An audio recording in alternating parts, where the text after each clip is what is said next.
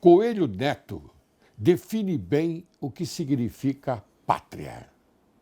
É o solo que pisamos, é a água que nos dessedenta, é a árvore que nos dá sombra, é o fruto, é o lenho, é a ave que vem cantar a alvorada no teto palhiço da nossa cabana, é o animal que vive na floresta, é a cantilena com que a jovem mãe adormece no berço o filho pequenino, e é o hino forte que a multidão entoa.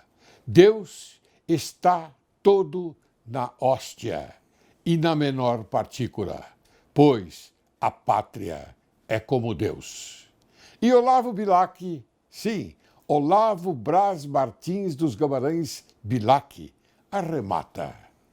Pátria, latejo em ti, no teu lenho, por onde circulo. E sou perfume, e sombra, e sol, e orvalho. E em selva, ao teu clamor, a minha voz responde. E subo do teu cerne ao céu, de galho em galho.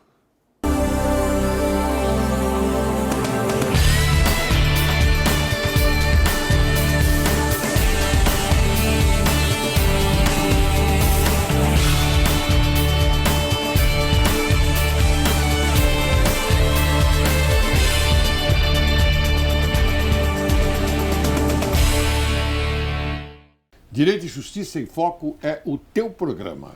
E o Brasil é o teu país. Inicio o programa de hoje com a citação de Monteiro Lobato. Patriotismo. Como anda esta palavra desviada do verdadeiro sentido? Estamos próximos de uma gigantesca crise econômica, talvez uma das mais graves da história mundial. Esta é a visão de muitos analistas em assuntos estratégicos internacionais.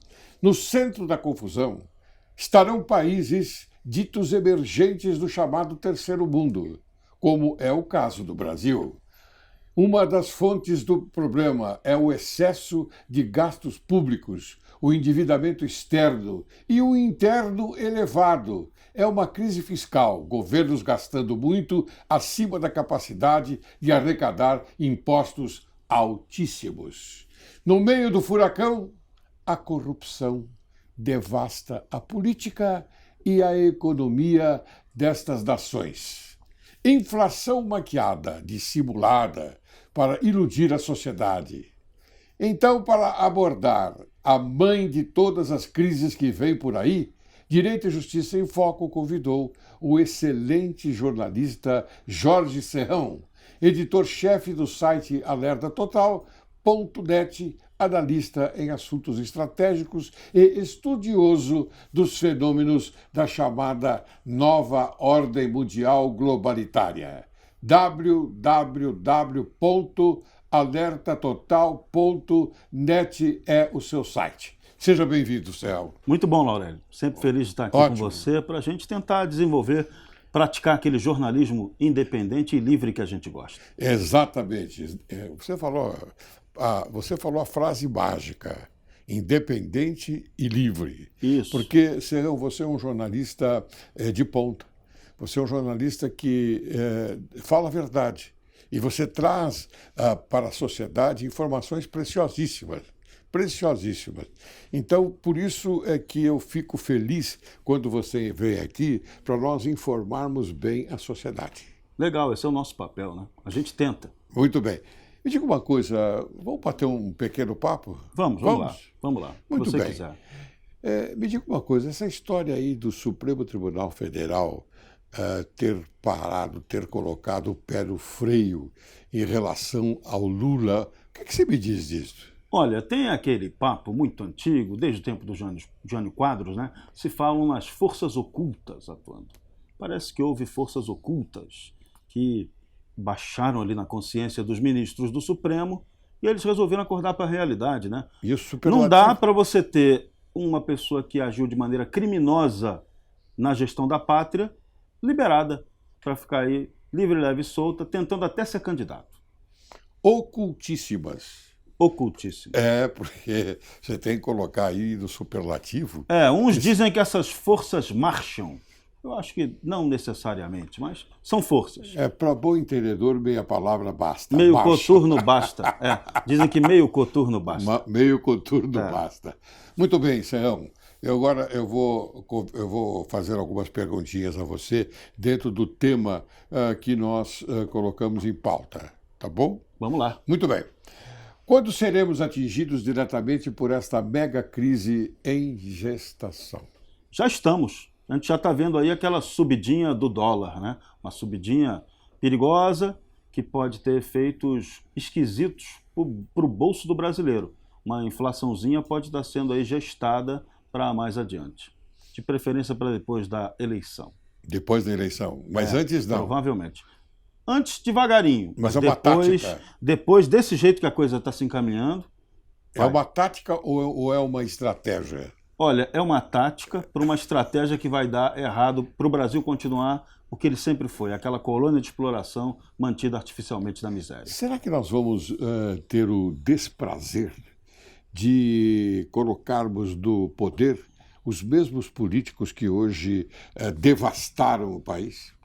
Olha, eu vou ser bem sincero e lamentavelmente sincero. A nossa renovação política na eleição de 2018 será muito baixa, muito abaixo do que muita gente, tentando ser a otimista velhinha de Taubaté, está esperando. Muito baixa. O Centrão se reorganizou. Eles se reinventaram. A esquerda vai ter uma perda grande da base parlamentar dela, mas aquele Centrão que sempre deu sustentação às bobagens da esquerda, parece que ele vai de vento em popa. Muito bem, mas os políticos que estão no poder hoje podem ser guindados ao cargo máximo do Brasil, ou seja, presidente da República. Podem, a tendência é essa, a tendência é que aconteça isso. A tendência é que a nova República de 1985 continue no poder.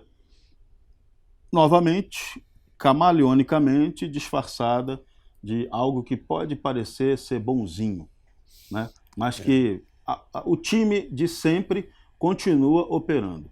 O Estado brasileiro continua do mesmo jeito como sempre esteve, ou seja, pronto para roubar o Estado ladrão, para explorar a população e para essa máquina pública cada vez gastar mais e beneficiar os políticos que estão ali no poder. Muito bem, antes de fazer a próxima pergunta, que seria quais serão os efeitos desta crise no Brasil, eu pergunto a você o seguinte: mas esses políticos que lamentavelmente destruíram o país, eles podem retornar com toda a força que eles não têm hoje, talvez?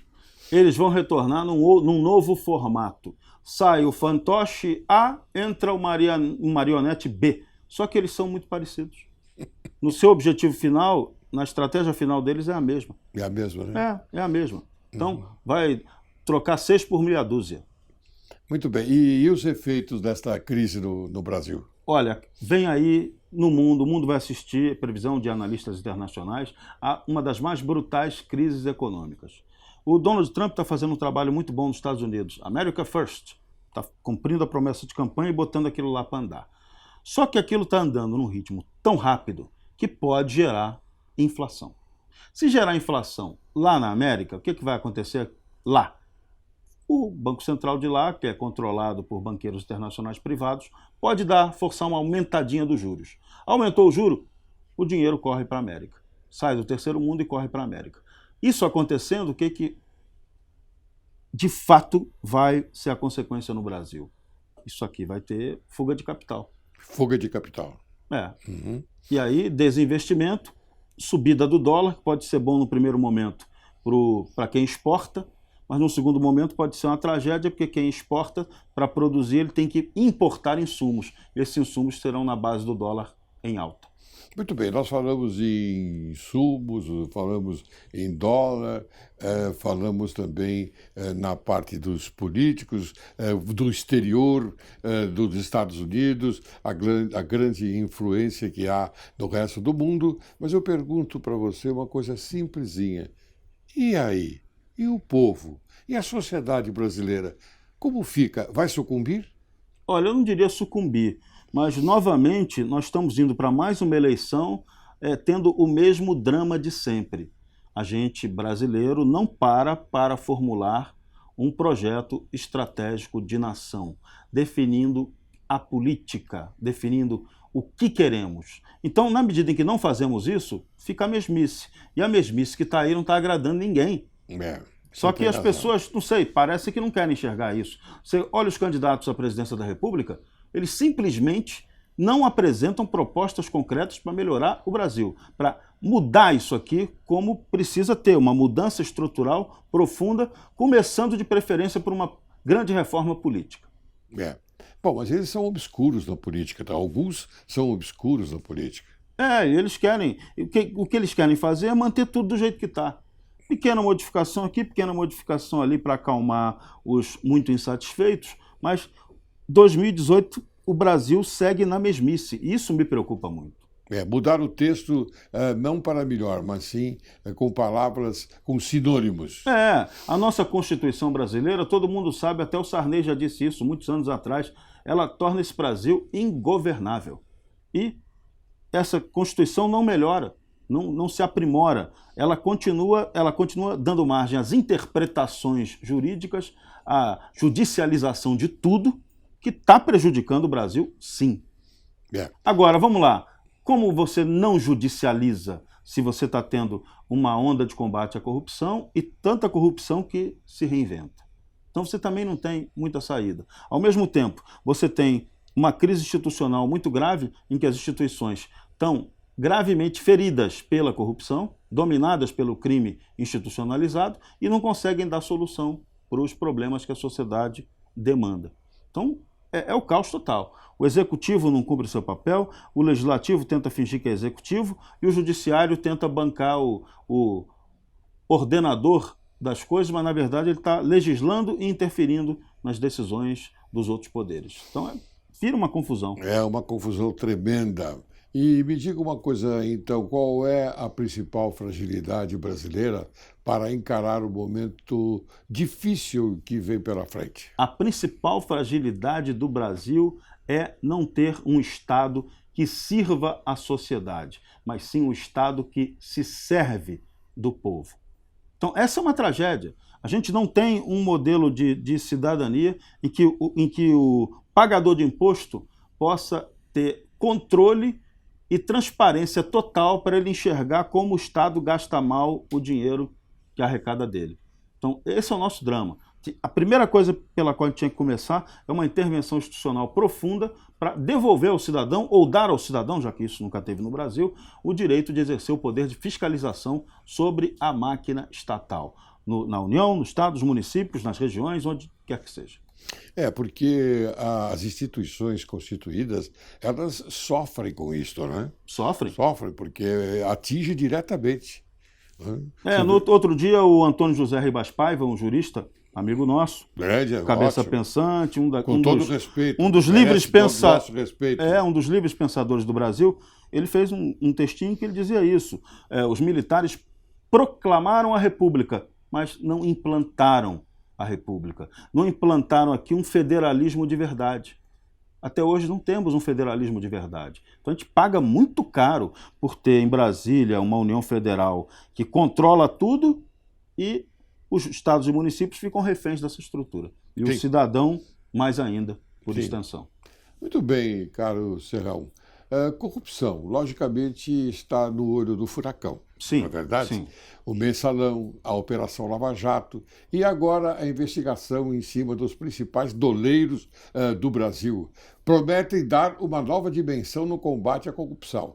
Qual o cenário previsto até o fim do ano para os próximos anos? Pois é, isso é uma primeira coisa que as pessoas têm que entender, é o seguinte: corrupção não é causa do problema. A corrupção é consequência do nosso modelo de Estado equivocado, de um Estado ladrão.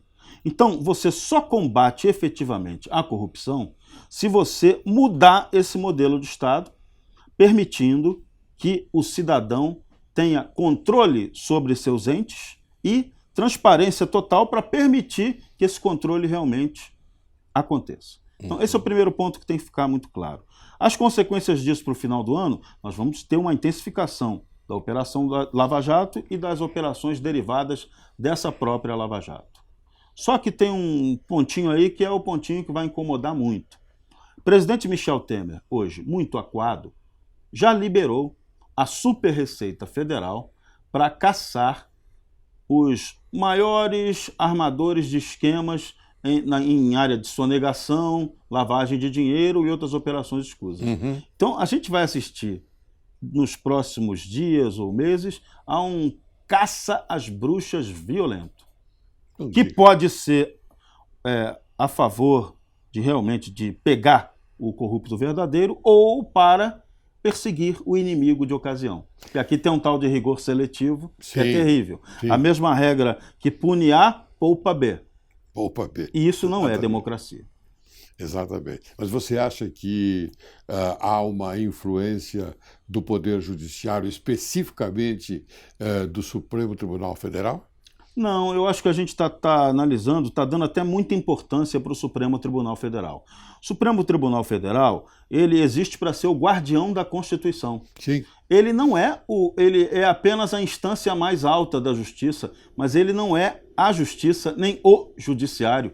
O judiciário, a gente tem a base do judiciário, que hoje, há algum tempo vem tentando trabalhar direito, que são os juízes de primeira instância. De um tempo para cá, a gente está tendo o protagonismo desses juízes de primeira instância. Isso é um fenômeno positivo. Sim. Que é combatido por algumas figuras obscuras lá de cima, que não querem que os juízes de baixo tentem fazer justiça. Mas parece que agora... E é um processo que a gente vai ter que aprimorar. Parece que agora a coisa está mudando um pouco, não é? Não sei porquê, de repente eu insisto nesta máxima. De repente o Supremo Tribunal Federal pôs o pé um pouquinho no freio, só um pouquinho no freio. E uma das razões disso qual é? Até houve uma brincadeira recente com Copa do Mundo, né? Que o povo brasileiro sabe escalar o Supremo Tribunal Federal, mas não sabe muito bem ainda quais serão os 11 do Tite que vão jogar a Copa da Rússia. Então, os 11 do STF é um time pressionado pela galera, podemos dizer assim. Certo. E essa pressão chega um momento que ela gera um efeito de liga o desconfiômetro. Me parece que o Supremo ligou o desconfiômetro. Através, talvez, de um técnico oculto? Pode ser que tenha um treinador. Você falou treinadores em futebol, né? Treinadores ocultos, eles existem. Talvez, né? Diz que a escola de preparação física do Exército até forma alguns. Muito bem. Bem, o momento é de começo da sucessão presidencial, como nós estamos aqui colocando em pauta. Com as pré-campanhas, quais as novidades da eleição em 2018? Eu digo novidades assim que você entende que possam ocorrer. A gente tem alguns fenômenos que já estão bem claros nesse princípio de pré-campanha eleitoral. O primeiro fenômeno é o Jair Bolsonaro, um candidato sem um partido forte, sem dinheiro para gastar na campanha, um cara que não tem acusações de corrupção contra ele, está tendo esse imenso apoio popular que ele conquista. Isso é um fenômeno importante, é algo diferente na política brasileira. O segundo ponto é que você tem um centrão, esse mesmo grupo político que sempre comandou o Brasil nessa nova república, o centrão volta a ganhar força. Sim. Isso também é um fenômeno esquisito, mas até esperado, né? Os errados gostam de se unir nas horas difíceis, né? Então, eles estão se unindo em torno de uma provável candidatura que vai ser apoiada por eles, que é a do Geraldo Alckmin. O Geraldo Alckmin, poxa, então esse é um segundo fenômeno. Um terceiro fenômeno é a desmoralização da esquerda, que, por incrível que pareça, ainda tem também um percentual de votos parecido com o Bolsonaro, de 25% a 30%. Qualquer pesquisa mede mais ou menos isso. Apesar de toda a desmoralização do governo Lula e da Dilma, a esquerda ainda tem alguma força. Mas a preferência da... E o Ciro Gomes pode catalisar essa força da esquerda, já que Luiz Inácio Lula da Silva, o preso dentro, Ele não tem, ele está impedido pela lei da ficha limpa de ser candidato a presidente da República. E nem tem cabimento. O PT, casuísta e canalha, vai tentar registrar a candidatura do Lula. Mas o bom senso, as forças ocultas ou não ocultas sobre o Tribunal Superior Eleitoral farão com que essa candidatura seja rejeitada imediatamente. É muita desmoralização para o judiciário, é muito risco desnecessário político para o Brasil. O cara já teve o tempo dele. Mas isso não pode acontecer, porque tudo indica que ele continuará preso, sim, não é? Cumprindo a sua pena em regime fechado. Depois ele poderá passar para o sistema da progressão, mas preso ele estará até passar as eleições, entrar no ano de 2019. Até porque é muito provável que ele sofra até novas condenações. Provavelmente. É bastante provável. Provavelmente. Muito bem, senhor. Eu agora vou chamar um pequeno intervalo, depois nós vamos retornar e continuarmos com esta conversa maravilhosa. Tenho certeza absoluta que o telespectador está interessadíssimo. A gente já volta, vamos lá. Você aguarde que logo, logo retornaremos.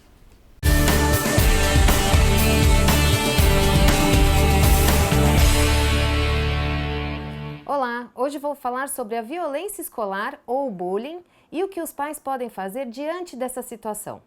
A intervenção dos pais, tanto da vítima como do agressor, é fundamentalmente necessária para a criança.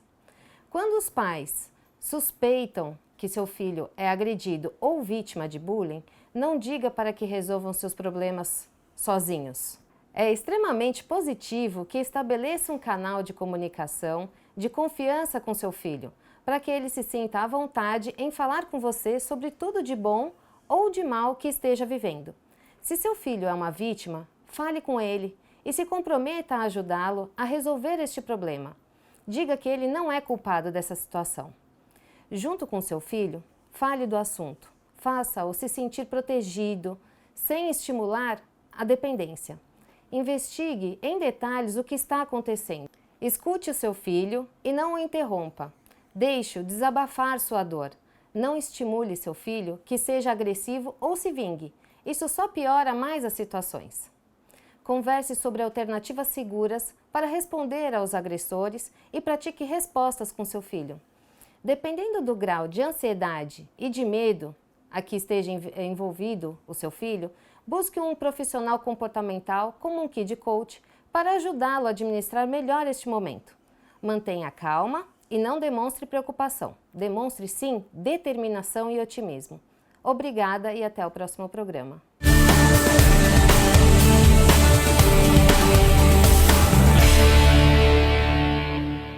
Retornamos. Hoje conversando com o excelente jornalista Jorge Serrão. Então, Serrão, Jair Bolsonaro, eu vou retornar porque você já falou sobre ele, mas eu gostaria de acentuar um pouco mais.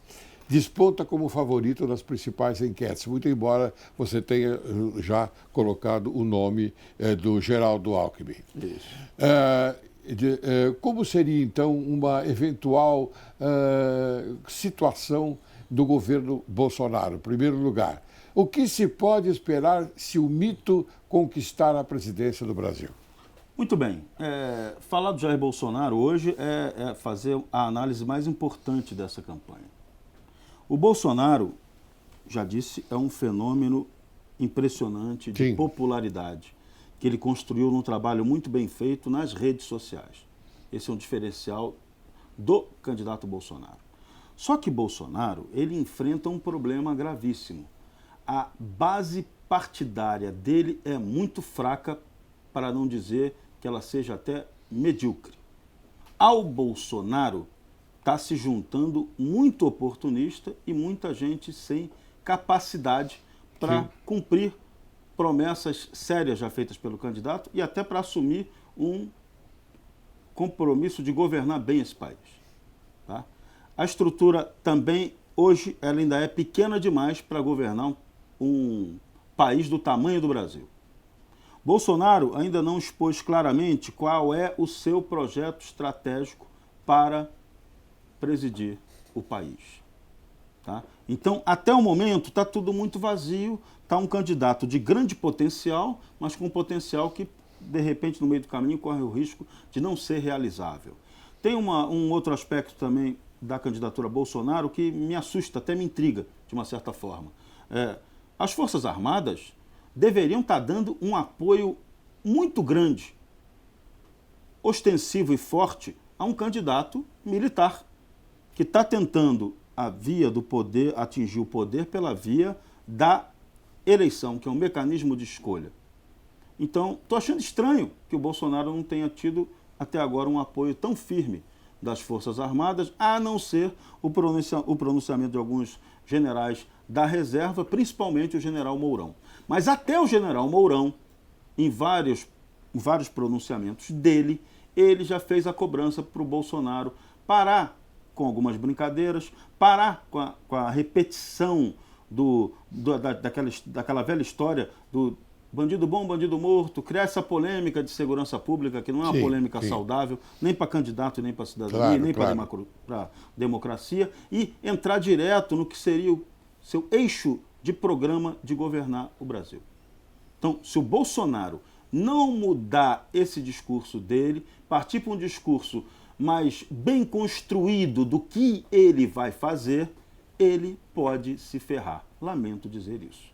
Bom, já que você tocou no nome de Mourão, eu pergunto a você o seguinte: caso o Bolsonaro não siga adiante com a sua campanha e com o seu desiderato, há uma oportunidade do Mourão assumir uma candidatura? Bom, especula-se no mercado eleitoral que o Mourão fez uma filiação a um partido político, ao PRTB. Uhum.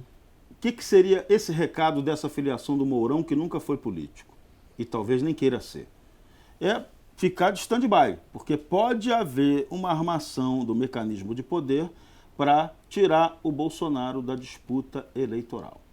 Eu, sinceramente, não acredito que STF e STJ vão ter coragem de impugnar a candidatura a Bolsonaro, porque a reação vai ser explosiva como nunca se viu.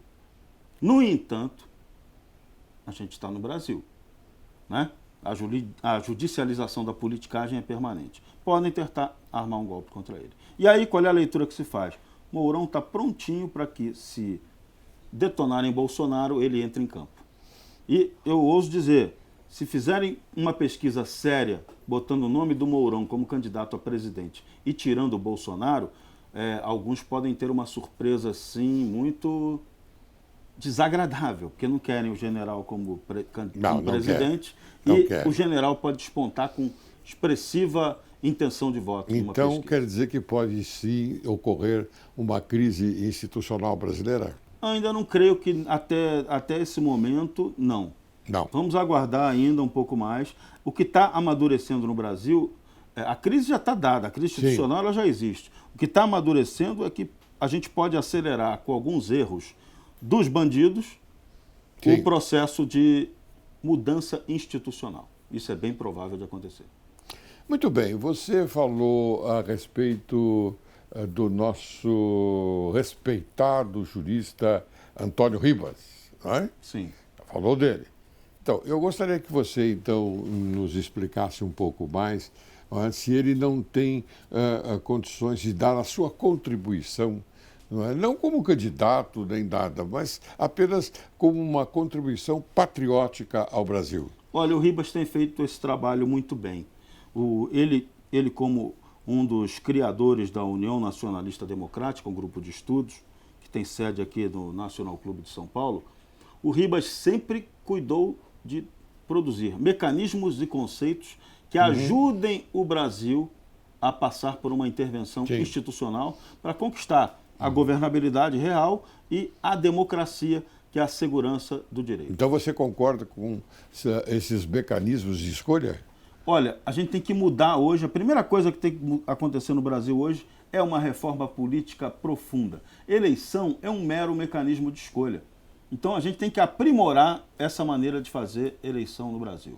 Mas com esse Congresso, eu vou até colocar um termo bastante forte, com esse Congresso defeituoso, você acha que pode haver uma reforma Não, boa? não vai acontecer. A gente, o povo, as pessoas que pensam com mais de um neurônio, elas é que têm a obrigação de pressionar os políticos a fazerem essa reforma política. Com esse modelo não dá. A gente vai para uma eleição que tem lá um processo de dedada eletrônica numa urna que você não tem o voto impresso para poder conferir depois. Então esse resultado eleitoral está sempre sob suspeita, ele é absolutamente inconfiável. Isso é a primeira coisa que atrapalha muito. Outra coisa que atrapalha demais vem antes disso. Você está elegendo candidatos, está escolhendo candidatos que não necessariamente representam o seu interesse. A gente tem que ter aqui o voto distrital, Sim. separando o país por regiões, para você baratear o custo da eleição e poder escolher efetivamente aquele candidato local que está próximo do eleitor, para o eleitor poder cobrar dele. Também temos que adotar aqui o quê? O princípio do recall. Se o candidato que você escolheu não prestou, você deve ter o direito de denunciá-lo a um canal jurídico e que esse candidato seja afastado. Dentro de uma votação democrática para essa finalidade. Muito bem, Zé. É muita coisa para mudar, Laura. Sim, é muita coisa, mas eu acho o seguinte, que nós temos que pensar em seriedade. Porque se nós não pensarmos em seriedade, vai ficar tudo, como você disse no primeiro bloco, dentro da mesmice. Essa mesmice hoje é perigosíssima e é uma tendência real. É uma tendência real. Então as instituições, sem ressalva de nenhuma, encontram-se no patamar do crime do poder do Estado? Sim, encontram-se. Crime domina. Vamos falar sobre isso. O crime domina o poder do Estado no Brasil. No Executivo, no Legislativo, no Judiciário e, se derem mole, até no quarto poder, que é o poder militar. Você acha que o poder militar é o quarto poder? É o quarto poder. E a imprensa? Ele é o sustentáculo da nação. E a imprensa, como é que fica? A imprensa marrom. A imprensa marrom ou a imprensa não marrom, ela é apenas a representante de expressões de tendências ideológicas. Eu não considero a imprensa um poder, como alguns querem atribuir. Dizem que a imprensa é o quarto poder. Não, isso é a historinha do Boitatá. Você prefere, então, ficar com os militares? O militar, sim. Por que o militar é o quarto poder da nação? Porque ele é o sustentáculo. Nenhuma nação existe sem sua força armada. Se eliminar a força armada da nação, acabou a nação. Muito bem. Ele é o poder constituinte, é o poder instituinte da nação, junto com o povo. Muito bem. Você está lembrado que eu e meus pares propusemos uma ação no Tribunal Eleitoral, Superior o trio Eleitoral. Parada Dura, né? Laércio Laurelli, Luiz Carlos Crema e o nosso grande Modesto Carvalhosa. Então, nós já solicitamos e está paradinho lá. Está parado, porque não há interesse daquilo que nós propusemos, a extinção de alguns partidos. A ação de vocês foi extremamente bem redigida, bem preparada. Só a falta de vergonha, né, do nosso Ministério Público e do Poder Judiciário que barram esse tipo de ação. O que acontece no Brasil hoje?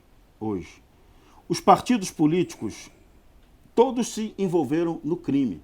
Então, eles não têm legitimidade para representar ninguém mais. Sim. Agora, o sistema democrático, ele precisa de partidos políticos com força e legitimidade. Senão, você tem uma ditadura, uma autocracia. A gente precisa do contrabalanço do partido político.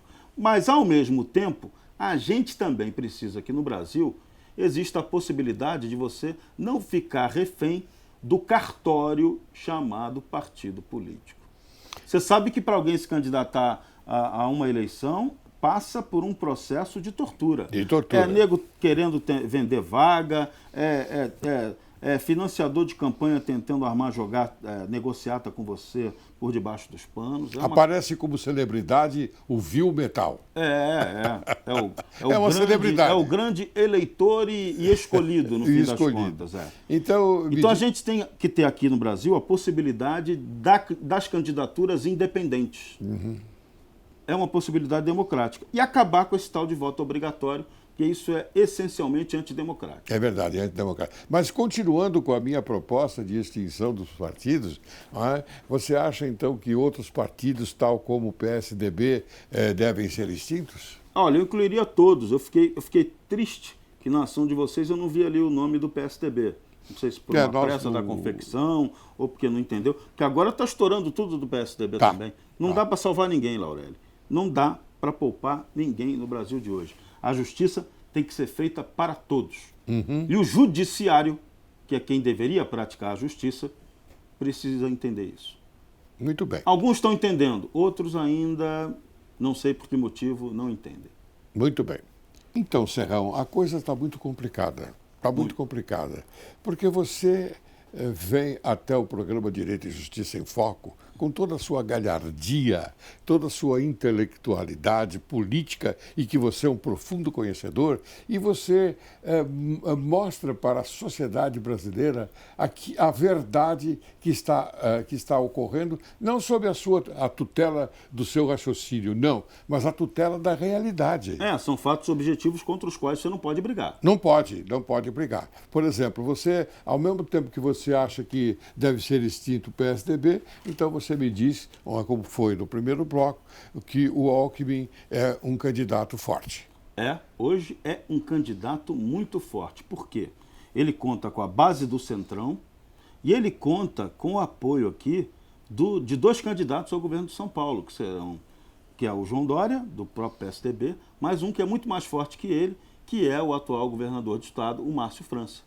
Que conseguiu um fato impressionante de juntar o apoio de quase todos os partidos aqui de São Paulo para a candidatura dele, mas me diga uma reeleição. Vou botar um pouquinho de lenha nessa fogueira. O João Dória, com todo respeito, ele não prometeu que a sua gestão seria até o fim da prefeitura? Isso é mais um erro, né? Essa possibilidade que o Brasil dá, isso tem que mudar. Se o cara se elegeu a prefeito, ele tem que cumprir o mandato de prefeito.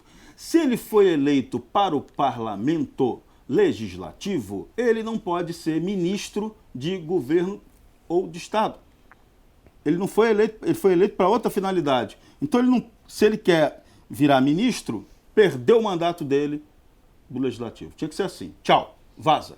Entendeu? Isso não ocorre hoje. Aí a gente fica vendo essas armações. O cara que consegue se eleger há 8 anos de senador, ele já faz pensando que ele vai pegar parte desse tempo e se candidatar a prefeito, a governador, e continua com o mandato. Na prática, ele está usando a máquina, a estrutura da máquina pública para se eleger. É uma ignomia isso é um muito troço grande. Que não dá para entender. Perfeitamente. Está tudo errado. Perfeitamente. Então, nós temos que corrigir esse tipo de defeito, vamos dizer assim. Tem muita coisa para corrigir. Mas eu digo hoje, a principal coisa que temos que corrigir no Brasil é a transparência total do Estado brasileiro. Nos estados, nos municípios. Que aí o cidadão é o melhor fiscal. O Estado não tem que se fiscalizar, tem uma máquina para fiscalizar. Não, é o cidadão que tem que fiscalizar diretamente a máquina do Estado. É verdade.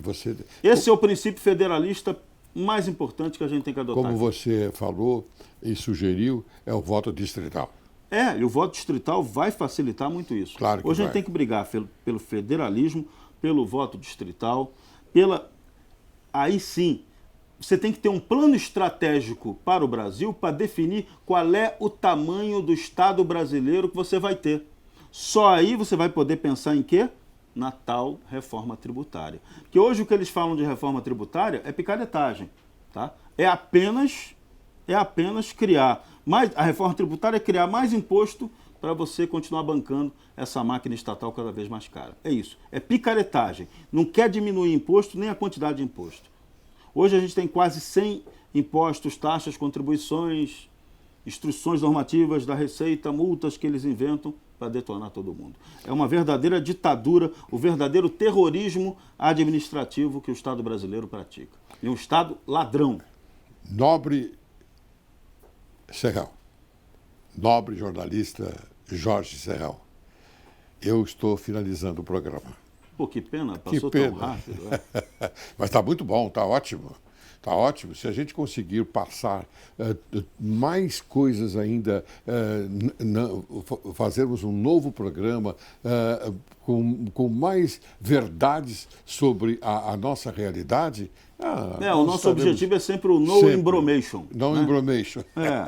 Suas considerações finais. Gente, vamos mudar esse país. Não vamos cair na lorota de que a eleição é solução. Não é solução. É eleição. Nesse modelo que o Brasil adota, não é solução. Então agora a gente tem que se concentrar em mudar esse Estado brasileiro, promover as mudanças estruturais necessárias, trabalhar por uma intervenção institucional que vai, sim, definir que país queremos, que país desejamos, que país é possível de ser feito. Essa que é a missão hoje do brasileiro, não entrar em conto do vigário e torcer pelo Brasil de maneira equilibrada para a Copa do Mundo. Porque patriotismo é a consciência do amor e devoção à pátria. Não é ficar bancando o patriota de chuteira, porque isso é a contravenção do patriotismo. Aliás, chuteira é o lazer. Somente o lazer. Se tiver que usar a sua chuteira, use para botar os bandidos para fora do poder do Estado. Essencialmente. E chute naquele lugar que você sabe. Essencialmente. Muito bem. Encerra o programa de hoje com a citação do saudoso Monteiro Lobato. Estão cavando a terra como podem, desajudados de tudo, sem instrução, sem saúde, sem gozo da mais elementar justiça. Estão fazendo patriotismo, embora desconheçam a palavra pátria. Quero agradecer muito a presença do excelente jornalista Jorge Serrão, que muito honrou o programa Direito e Justiça em Foco, profissional da comunicação que não esconde a verdade, informa bem a sociedade brasileira, acrescentando a moral, a dignidade de um excelente comunicador.